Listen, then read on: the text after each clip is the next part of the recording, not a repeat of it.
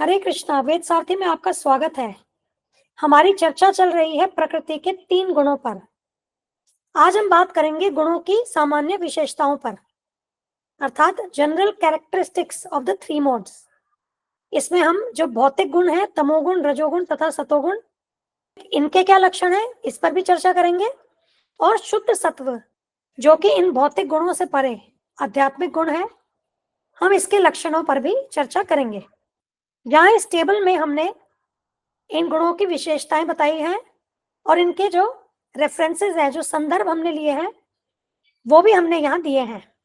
यह संदर्भ श्रीमद् भागवतम, भगवत गीता, श्री चैतन्य चरितामृत और श्रील प्रभुपाद जी के व्याख्यान से लिए गए हैं। अब पहले हम बात करेंगे तमोगुण पर। तमोगुणी व्यक्ति का लक्षण है असहनीय क्रोध। ऐसा क्रोध जो वह सह ना सके, मतलब वो जब क्रोधित होता है तो उस पर वो रिएक्ट तो करेगा ही करेगा। कृपणता, कंजूसी, संसाधन होते हुए भी उसे इस्तेमाल न करना, उसकी कंजूसी करना। शास्त्रीय आधार के बिना बोलना। जो व्यक्ति तमोगुणी होते हैं वे अज्ञानता में होते हैं, तो वे जो भी बात करेंगे वो अज्ञानता के वशीभूत होकर करेंगे, वह शास्त्रों के आधार पर नहीं होगी। उग्र घृणा, किसी से इतनी घृणा करना कि उसमें उग्रता आ जाए, उसे नुकसान पहुंचाने के लिए किसी भी हद तक ऐसा व्यक्ति जा सकता है। इसी को उग्र घृणा कहते हैं। परोपजीवन, स्वयं अपने बलबूते जीवन यापन न करना अपितु दूसरों पर निर्भर रहना। ढोंग, पाखंड, बाहर से कुछ और अंदर से कुछ और। अति थकान, इसे आप जोड़ सकते हैं आलस्य से, कार्य न करने की प्रवृत्ति से। कलह, झगड़ा, तमोगुणी व्यक्ति झगड़ालू होता है। शोक, लेमेंटेशन, इसका अर्थ है यदि ऐसे व्यक्ति को कोई वस्तु या उसकी इच्छा अनुसार जो वह चाहता है उसे ना मिले तो ऐसा व्यक्ति शोक में डूब जाता है। मोह, भ्रम, अर्थात सही को गलत समझना और गलत को सही समझना। अज्ञानता, दुख, अवसाद, डिप्रेशन, ऐसा व्यक्ति जब शोकाकुल होता है या जब दुखी होता है तो उस दुख की कोई सीमा नहीं होती, वह अवसाद, डिप्रेशन की स्टेज में चला जाता है। इस डिप्रेशन की स्थिति को हम कैसे समझेंगे? ऐसे व्यक्ति को अपने मन पर, अपने भावनाओं पर कंट्रोल नहीं रहता, उसे सब निराशाजनक ही दिखता है और वो डिप्रेस हो जाता है। उसके अंदर जो परिस्थिति है उससे लड़ने की क्षमता नहीं होती है, वह परिस्थिति के आगे हार जाता है। अत्यधिक निद्रा, जो अत्यधिक सोते हैं या जिन्हें अत्यधिक सोना पसंद है वे तमोगुणी हैं। झूठी आशा, अब जब व्यक्ति मोह में है, उसे सही गलत की पहचान ही नहीं है, तो वह जो भी आशा कर रहा है वह भी तो झूठी हुई ना। भय, उसे आत्मा और पदार्थ के गुणों का ज्ञान नहीं है, इसीलिए वह यहाँ भौतिक जगत में भयभीत रहता है। आलस्य, तमोगुणी व्यक्ति आलसी होता है। इनएक्टिव, वो कोई कार्य नहीं करना चाहता। आप इसे इस तरीके से भी समझ सकते हैं, एक तो व्यक्ति आलस्य के कारण कार्य नहीं कर रहा, अब एक और व्यक्ति ऐसा हो सकता है जो कि उस काम को टाल रहा है ना। तो जो व्यक्ति, जिस व्यक्ति को आदत होती है काम को टालने की, वह भी तमोगुणी है। तो ये तो सारे गुण हमने लिए श्रीमद् भागवतम से। अब भगवत गीता में तमोगुणी व्यक्ति के विषय में बताया है पागलपन अर्थात प्रमाद, आलस्य तथा निद्रा। पागलपन, ऐसा व्यक्ति स्वयं का वास्तविक अस्तित्व क्या है यह नहीं जानता, इसीलिए वो जो भी कर्म करता है वह उसके अस्तित्व से या उसके जीवन के उद्देश्य से संबंधित नहीं होते। इसके कारण इसके सारे जो कर्म है इस व्यक्ति के लिए भी हानि पहुंचाते हैं और आसपास के जीवों को भी हानि पहुंचाते हैं। ये जो भी कार्य करते हैं इसका कोई मतलब नहीं होता, ये फ्रूटफुल या बेनिफिशियल कार्य नहीं है। इस तरीके से आप इसे समझ सकते हैं। आलस्य हम चर्चा कर चुके हैं तथा निद्रा। तो ये सारी जो विशेषताएं हैं ये हमें तमोगुणी व्यक्तियों में देखने को मिलती हैं। अब हम बात करेंगे रजोगुण की। रजोगुण के विशेषताएं हैं भौतिक इच्छा, मतलब भोगने की प्रवृत्ति, भौतिक भोग की इच्छा। महान उद्योग अर्थात महान प्रयास, अपनी इच्छाओं की पूर्ति के लिए महान प्रयास करना। दुस्साहस मतलब ऑडेसिटी, मतलब ऐसा साहस जो व्यक्ति के लिए हानिकारक हो जाए। तो ये जो साहस है ये विपरीत दिशा में एक प्रकार से चला गया, क्योंकि वह व्यक्ति को लाभ नहीं दे रहा, ऐसा दुस्साहस उस व्यक्ति को हानि पहुंचा रहा है। लाभ में भी असंतोष, अब कितना भी लाभ हो जाए व्यक्ति असंतुष्टि है, तो ये भी रजोगुण का लक्षण है। झूठी शान, दिखावा, भौतिक उन्नति के लिए प्रार्थना, क्योंकि इच्छाएं किसके लिए है? भौतिक भोग के लिए। तो प्रार्थना भी क्या करेंगे? भौतिक उन्नति के लिए। अन्यों से अपने को अलग तथा अच्छा मानना, मतलब अपने आप को दूसरों से सुपीरियर, बेटर मानना, और ऐसा देखना कि बाकी सब तो मुझसे नीचे हैं। इंद्रिय तृप्ति, सदैव भोग में आसक्त रहना। लड़ने की छटपटाहट, मतलब लड़ने को तैयार, और यहाँ क्या हो रहा है? छटपटाहट, कि कोई मौका मिले और मैं लड़ करके स्वयं को सामने वाले व्यक्ति से महान या अच्छा सिद्ध कर सकूं। अपनी प्रशंसा सुनने का शौक, तो रजोगुणी व्यक्ति यदि अपनी प्रशंसा सुनता है तो वह बहुत प्रसन्न होता है। अन्यों का उपहास करने की प्रवृत्ति, अब जब व्यक्ति स्वयं को बेहतर मानेगा और दूसरों को नीचा मानेगा तो दूसरों का उपहास तो करेगा ही। तो ये उपहास करने की प्रवृत्ति भी क्या है? रजोगुण में होती है। अपने बल का बखान करना, तो यहाँ पर भी जब व्यक्ति अपने आप को सुपीरियर मान रहा है तो अपना बखान भी तो करेगा ना। तथा अपने बल के द्वारा अपने कर्मों को उचित ठहराना, तो जो भी वह कार्य कर रहा है रजोगुणी व्यक्ति समझता है कि वही कार्य उचित है, बाकियों को वो नीची दृष्टि से देखता है। अब भगवत गीता में रजोगुण व्यक्ति के लक्षण बताए गए हैं। असीम आकांक्षाएं तथा तृष्णाएं देने वाला। अब ये जो भौतिक इच्छाएं हैं रजोगुणी व्यक्ति में, उसकी कोई सीमा ही नहीं है, और वह अपना संपूर्ण जीवन उन्हीं इच्छा पूर्ति के लिए प्रयास में लगा देता है। अब हम बात करेंगे सतोगुण की। मन तथा इंद्रिय संयम, मतलब माइंड और सेंसेस का कंट्रोल। सहिष्णुता, टॉलरेंस, सहन शक्ति। विवेक, सही गलत की पहचान। नियत कर्म का पालन, मतलब जो अपने नियत कर्म है उसका अच्छे से पालन करना, उसमें आलस्य नहीं करना है। अब तमोगुणी कौन होता है? वह कार्य ही नहीं करना चाहता है, वह आलसी होता है। ठीक है। अब यही रजोगुणी क्या होगा? बहुत ज्यादा प्रयास करता है अपनी इंद्रिय तृप्ति के लिए। और सतोगुणी क्या है? जो उसकी परिस्थिति है उसमें वह संतुष्ट है और एज अ ड्यूटी वो अपने जो नियत कर्म है उसका पालन करता है। सत्य, दया, भूत तथा भविष्य का सतर्क अध्ययन, तो जो सतोगुणी व्यक्ति है वह सतर्कता से जो भूतकाल में हुआ उसकी सीख लेता है और भविष्य में भी वह सावधानी से चलता है, और जो उसकी सीख है, लर्निंग्स है, उससे अपने जीवन को और भी बेहतर बनाता है, सतर्कता से चलता है। किसी भी स्थिति में संतोष, ये हमने बात कर ली है। उदारता, अब देखिए तमोगुणी कौन है? कृपण है ना, कंजूस। सतोगुणी क्या है? उदार। इंद्रिय तृप्ति का परित्याग, तो सतोगुणी व्यक्ति जिस अवस्था में है वह संतुष्ट रहता है और उसे इंद्रिय तृप्ति में रुचि नहीं होती। गुरु में श्रद्धा, तो गुरुजनों का आदर, उनमें श्रद्धा रखता है। अनुचित कर्म करने पर लज्जित होना, अब सतोगुणी व्यक्ति इस बात को ठीक से समझता है कि कौन सा कर्म उचित है, कौन सा अनुचित। तो यदि वह कोई अनुचित कर्म करता है तो उसे वह अच्छा नहीं लगता, मतलब वो कर्म करने में सतर्क है।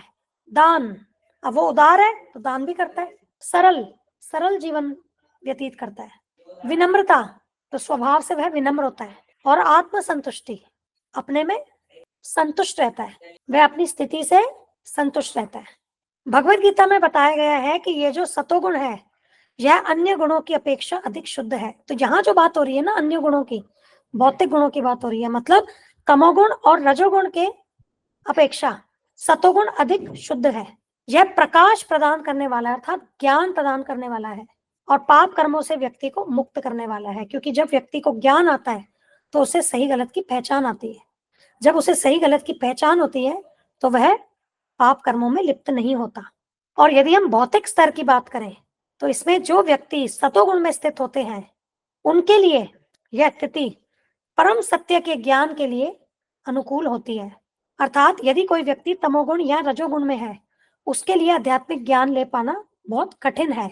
उसे सतोगुण के स्तर पर तो आना ही होगा, क्योंकि यही सतोगुण की अवस्था आध्यात्मिक ज्ञान प्राप्त करने के लिए अनुकूल है। तो ये तो हमने चर्चा की भौतिक गुणों की। अब हम बात करेंगे आध्यात्मिक गुण की, अर्थात शुद्ध सतोगुण, शुद्ध सत्व। जब व्यक्ति शुद्ध सत्व में स्थित होता है तो वह प्रत्येक के प्रति दयालु होता है, प्रत्येक जीव के प्रति, चाहे वह मनुष्य हो, पेड़ पौधे हो, जानवर हो, पक्षी हो, कीट हो, हर जीव के प्रति वह दयालु होता है। किसी से भी ना झगड़ना, वह किसी से झगड़ा नहीं करता। परम सत्य में स्थित रहना, मतलब सदैव गॉड कॉन्शियस रहना, कृष्ण कॉन्शियस रहना, कृष्ण भावना भावित रहना। और ये अवस्था कब आएगी? जब वो आध्यात्मिक प्लेटफॉर्म पे स्थित होगा। तो ये जो शुद्ध सत्व है ना, ये वास्तव में आध्यात्मिक गुण है आध्यात्मिक स्तर पर ही व्यक्ति शुद्ध सत्व में होता है। सबों के प्रति समता, सभी जीवों को एक दृष्टि से देखना, दोषहीन। शुद्ध सत्व में स्थित व्यक्ति में कोई दोष नहीं होता, क्योंकि वास्तव में ये जो दोष आता है ना, ये भौतिक कलमश के कारण आता है। अर्थात जो तमोगुण, रजोगुण, सतोगुण में है, ऐसे व्यक्तियों में दोष होता है। लेकिन जो इन भौतिक कलमश से परे, इन तीनों गुणों से परे शुद्ध सत्व में स्थित होता है, उसमें कोई दोष नहीं होता। दानशील, वह उदार होता है, इसीलिए दानशील होता है। मृदु अर्थात सौम्य, इसका अर्थ यह है कि ऐसा व्यक्ति सभी जीवों के लिए अनुकूल है। ऐसे व्यक्ति के रहते किसी को भी हानि नहीं होती, जिसको कहते हैं ना, कई बार आप इंग्लिश में सुनते होंगे, प्लीजिंग पर्सनैलिटी, ऐसे आप समझ सकते हैं। उदार, बड़े हृदय वाला। स्वच्छ, सरल, सरल जीवन, कोई दिखावा नहीं, कोई झूठी शान नहीं। शुद्ध सत्व में व्यक्ति सरल जीवन जीता है। परोपकारी, क्योंकि प्रत्येक के प्रति दयालु होता है, वो परोपकारी। शांत, क्योंकि शुद्ध सत्व में व्यक्ति का मन जो होता है ना, वह नियंत्रण में होता है, मन में कोई अस्थिरता नहीं होती, इसलिए ऐसा व्यक्ति शांत होता है।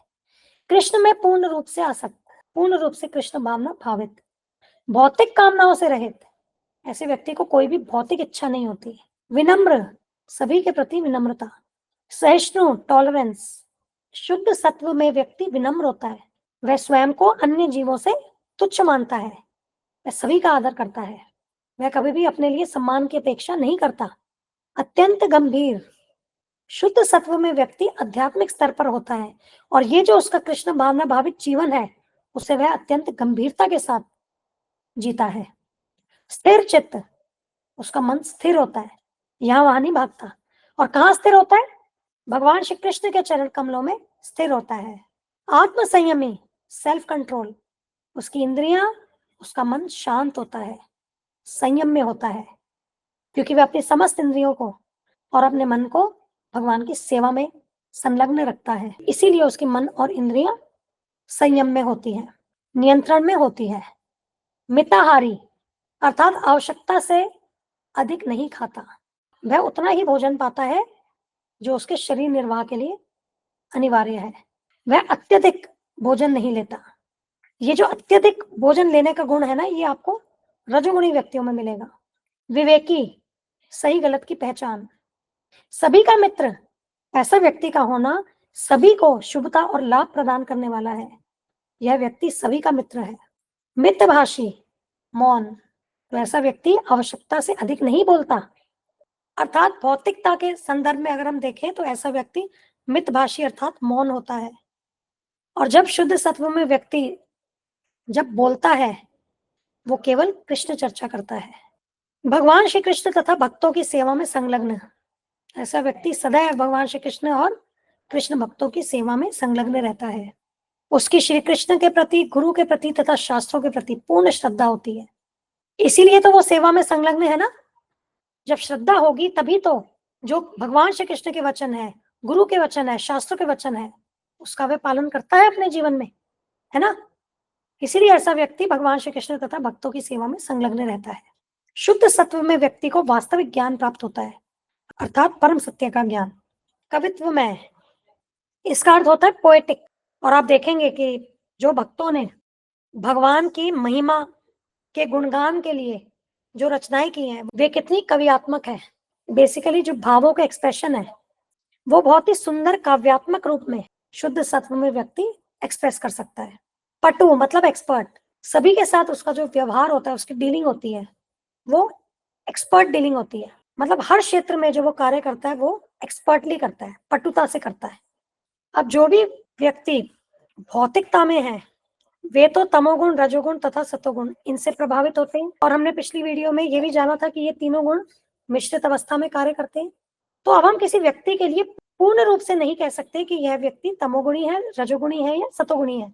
हम कहते हैं तमोगुणी प्रधान व्यक्ति, सतोगुणी प्रधान व्यक्ति, रजोगुणी प्रधान व्यक्ति, मतलब उनमें प्रधानता तमोगुण की, रजोगुण की या सतोगुण की है। परंतु ऐसे व्यक्तियों में जो शेष दो गुण हैं, वो भी कुछ मात्रा में आपको मिलेंगे। कोई भी पूर्ण रूप से तमोगुणी, पूर्ण रूप से रजोगुणी या पूर्ण रूप से सतोगुणी नहीं होता। ये गुण सदैव मिश्रित अवस्था में ही कार्य करते हैं। अब यदि कोई व्यक्ति सतोगुण में आ जाता है तो उसमें तमोगुण और रजोगुण थोड़ी सी भी मात्रा हो, परंतु वो उस सतोगुण को मलिन तो कर ही रही है। आप उदाहरण देखिए, मान लीजिए कोई व्यक्ति जो सतोगुण में है, जो बहुत ज्ञानी है, पर ऐसा हो सकता है कि उसमें ज्ञान का अहंकार आ जाए, तो वो जो रजोगुण की मलिनता है अहंकार की, वो उस व्यक्ति के व्यक्तित्व में आ गई, जबकि है वो सतोगुणी प्रधान, पर उसमें अहंकार है। तो इस प्रकार से देखिए, सतोगुण और रजोगुण दोनों ने क्या किया, मिश्रित अवस्था में कार्य किया, है ना। ये समझना अत्यंत आवश्यक है। परंतु आध्यात्मिक ज्ञान लेना है तो सतोगुणी प्रधान अवस्था में तो जाना ही होगा, और फिर इस सतोगुणी प्रधान अवस्था से शुद्ध सत्व की अवस्था में हमें जाना है। और वह कब संभव होगा, जब सतोगुणी प्रधान व्यक्ति कृष्ण भावनामृत का ज्ञान लेता है, उसे जीवन में पालन करता है, तो धीरे धीरे जो उसमें तमोगुण और रजोगुण की कलमश है वह हटती जाएगी, और फिर व्यक्ति सतोगुण से शुद्ध सत्व के स्तर पर आगे बढ़ेगा।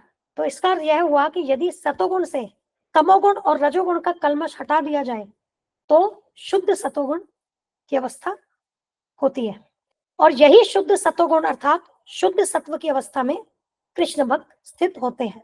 वे तीनों गुणों से परे होते हैं, उन्हें भौतिक कलमश प्रभावित नहीं करती, और प्रत्येक जीव जिसे मनुष्य शरीर प्राप्त हुआ है उसका एकमात्र लक्ष्य है इन तीनों गुणों से परे शुद्ध सत्व के स्तर पर स्थित होना, जो केवल कृष्ण भावनामृत के द्वारा ही संभव है। तो प्रत्येक मनुष्य को कृष्ण भावनामृत का ज्ञान लेना चाहिए, जिससे वह भौतिक गुणों के प्रभाव से मुक्त हो सके और आध्यात्मिक जीवन की ओर आगे बढ़े। आज की चर्चा को हम यहीं पूर्ण करते हैं। हमारी अगली चर्चा का विषय होगा मृत्यु के बाद की गति।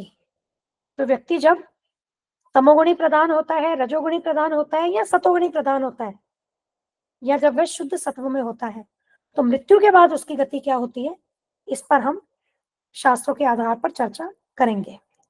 धन्यवाद। हम यह चैनल और इस पर दी गई समस्त वीडियोस हमारे गुरु महाराज श्री कृष्ण कृपा मूर्ति श्री श्रीमद अभय चरणारविंद भक्तिवेदांत स्वामी ठाकुर श्रील प्रभुपाद जी को समर्पित करते हैं। श्रील प्रभुपाद की जय। धन्यवाद। हरे कृष्णा।